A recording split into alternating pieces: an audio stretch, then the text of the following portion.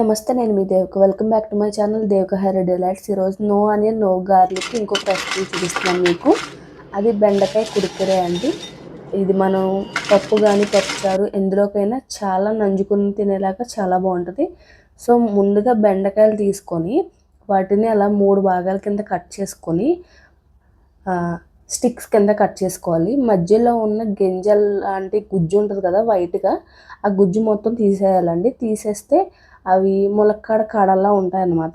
Only కాడల్లాగే ఉంచుకొని అవి సన్నగా మనం కట్ చేసుకోవాలి. నేనైతే ఒక్కొక్కటి 3 వచ్చేలాగా కట్ చేస్తాను. అక్కడ మీకు చూపిస్తున్నాను కదా, అలాగా మీరు ఏం చేస్తారంటే, నా దగ్గర పెద్దగా ఉన్నాయండి అవి బెండకాయలు, అందుకని నేను 3 భాగాలు చేశాను. మీ దగ్గర చిన్నగా ఉంటే ఒక్కొక్కటి సరిపోద్ది, లేదు కొంచెం మీడియం సైజులో ఉంటే హాఫ్ చేసుకోండి. అక్కడ నేను 1/2 కేజీ బెండకాయలు తీసుకుని అట్లా కట్ చేసుకున్నాను. కట్ చేసుకున్న తర్వాత అందులోకి 3/4 కప్పు శనగపిండి వేసుకున్నాను, 3 టేబుల్ స్పూన్లు బియ్యం పిండి,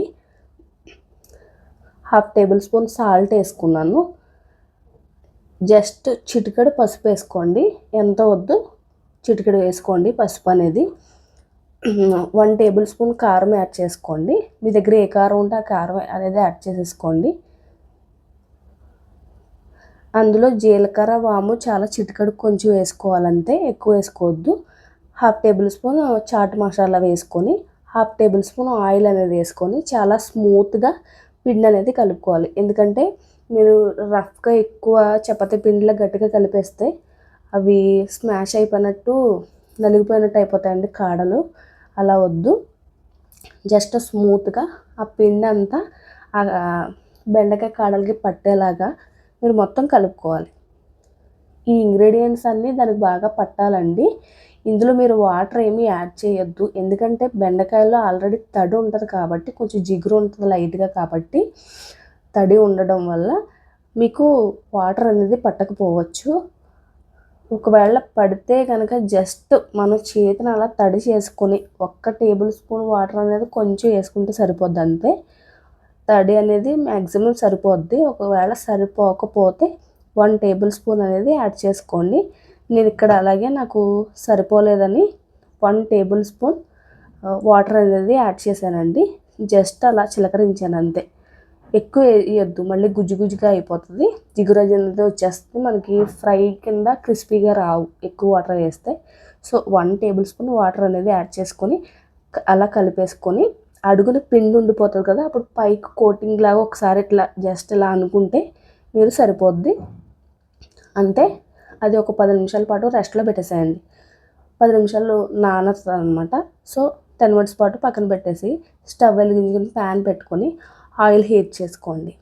ఈ ఆయిల్ హై ఫ్లేమ్లో పెట్టి హీట్ చేసుకోవాలండి. మీరు అవి ఫ్రై చేసుకునేటప్పుడు కూడా హై ఫ్లేమ్లోనే ఉండాలి, లో టు మీడియం ఫ్లేమ్లో కాదు.